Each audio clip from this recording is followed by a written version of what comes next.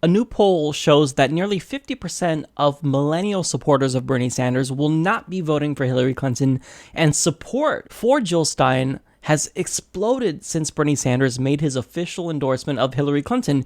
And the response by the establishment, by Hillary Clinton supporters, is just shock. They didn't think that we would actually not support Hillary Clinton. They didn't foresee that we wouldn't actually fall in line.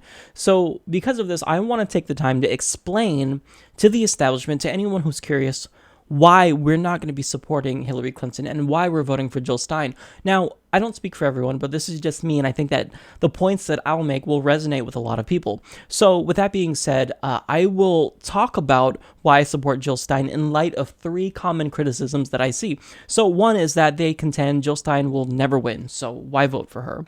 Second of all, many argue that a vote for Jill Stein equals a vote for Trump. And finally, they say that third parties lead to Republican presidencies. That's kind of related to that last point, but I'll address that separately as well. Now, as for the first criticism, they contend that Jill Stein will never win. She has a 0% chance of winning, and they think that we're naive enough to not actually see the writing on the wall. Look, as someone who's actually studied electoral engineering, I'm the first one to admit that our majoritarian electoral system is completely unfair. It makes it very, very difficult for third-party candidates to ever win. So I get that. It's called Duverger's Law. When you live in a majoritarian, winner-take-all, first-past-the-post system, whatever you want to call it, when you live in a system where the winner will win it all and the loser gets nothing, no representation, well then you most likely will have 2 parties. If you live in a proportional representation system, then you're probably going to have more than 2 parties, but there are other variables such as the electoral formula, that is how you determine, the seats that will be attributed to people based on their percentage. There's also the electoral threshold, which is the percentage that you need to win to secure any seats in the legislature.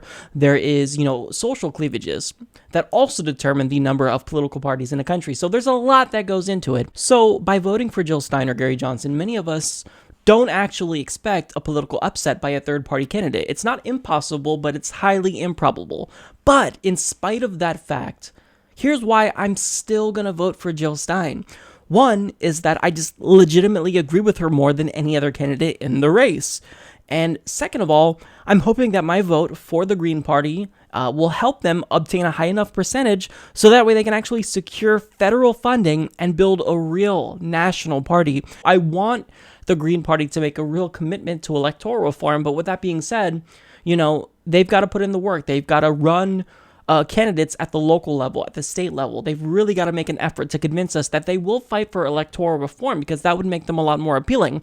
Now, finally, the reason why I'm voting for Jill Stein is because my vote for her counts as a protest vote. My vote communicates to the Democratic Party that I do not give them permission to use and abuse me. They don't get to put forth a conservative candidate in what's supposed to be a liberal party and then try to rig it in her favor and then still expect me to vote for her. So I'm telling the party that they don't get my vote every election no matter what. I don't care how scary the Republican candidate is. Yes, you can even put forth a maniac like Donald Trump and you still have to earn my vote. It's not just a given every election cycle. Now also, the more votes that the Green Party gets, the more that the Democratic Party will have to wake up and realize that this party, who is a third party, even if they can't win, they're still taking votes from you, and they're going to force the Democratic Party to move back to the left, because right now, as the Republican Party moves further to the right, the Democratic Party is now moving further to the right to make up ground, but the more votes that the Green Party receives, well, that's going to actually pull them back. The higher the vote count, the larger the vote percentage that Jill Stein receives, that's going to act like a force of gravity and pull them back to the left where they actually should be. Now, when it comes to the second argument that a vote for Jill Stein is akin to voting for Donald Trump, that's patently false. In fact, a vote for Jill Stein is quite literally a vote for Jill Stein. And furthermore, here's what I dislike about this argument. This is the argument that we were making, so you don't get to make this. We were telling you during the primaries a vote for Hillary Clinton is a vote for Donald Trump because, we're not going to vote for Hillary Clinton if she's the nominee. So this is your doing right here. So you don't get to tell us that a vote for Jill Stein is a vote for Donald Trump. That's bullshit. See, for me, I live in a deep blue state. So a vote for Donald Trump effectively isn't even a vote for Donald Trump, because Hillary Clinton will get 100% of the electoral votes in my state of Oregon. So even if I did vote for Donald Trump, it really wouldn't make a difference in the grand scheme of things. So my strategy is to vote for Jill Stein in hopes that this will help the Green Party secure enough to get federal funding. Now, of course, there's nuance to it. In a swing state, if you really do hate Donald Trump and want to prevent him from winning, or if you hate Hillary Clinton and you want to prevent her from winning, then you may actually see it in your best interest to not vote third party and to vote for the person who you may not like the most, but who you think has the best chance at beating the person who you dislike the most. So it's just strategic here. I would probably reconsider my vote for a third party candidate if I did live in a swing state. I may actually vote for Hillary Clinton, even though the thought of that literally makes me nauseous. I would vote for her just to prevent Donald Trump from winning, because even though they're both very dangerous candidates, I think that she's maybe a little bit less dangerous. But at the same time, I don't know what I would do. And that's not a decision that I have to make. See, my job is not to guilt you into voting for the lesser of two evils if you live in a swing state. My job is to present the facts to you and be objective and allow you to make your own decision, because you're an adult. You're smart. If you're watching this podcast, you probably are subscribed to the Young Turks, Secular Talk, David Pakman, Benjamin Dixon, Tim Black, Debbie Lassignon. So you probably are pretty politically savvy anyway. So why should I come out here and berate you about who you should vote for? Vote for Jill Stein, vote for Hillary Clinton, vote for Donald Trump. I don't give a shit. Okay, the thing that I'm doing is I'm telling you who I'm voting for. I'm being honest and upfront with you.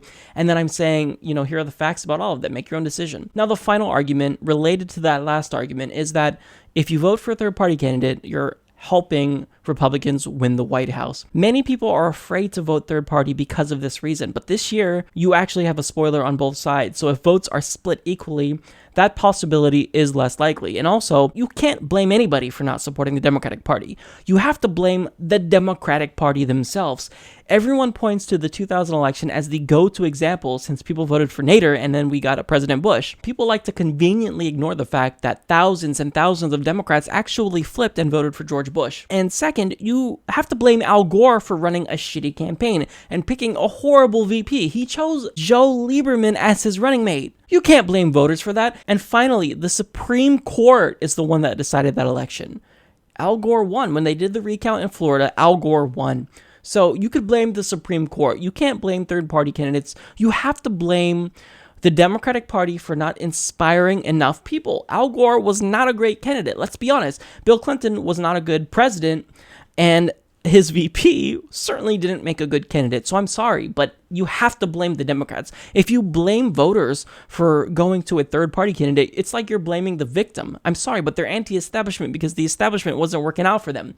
That's not their fault. But still, that doesn't mean that many Bernie Sanders supporters won't actually support Hillary Clinton. And I don't judge them. I don't criticize them, because if you do live in a swing state, then yeah, you may actually be afraid of Donald Trump and want to put your eggs in the basket that you think has the best chance of winning. And unfortunately, that's Hillary Clinton. I'm not going to judge you for that at all. I'm not going to judge anyone for making the decision that they're making. Although I will say, there's a caveat to that. I don't support anyone voting for Donald Trump. I disagree with that 100%. I think there's no strategy to it.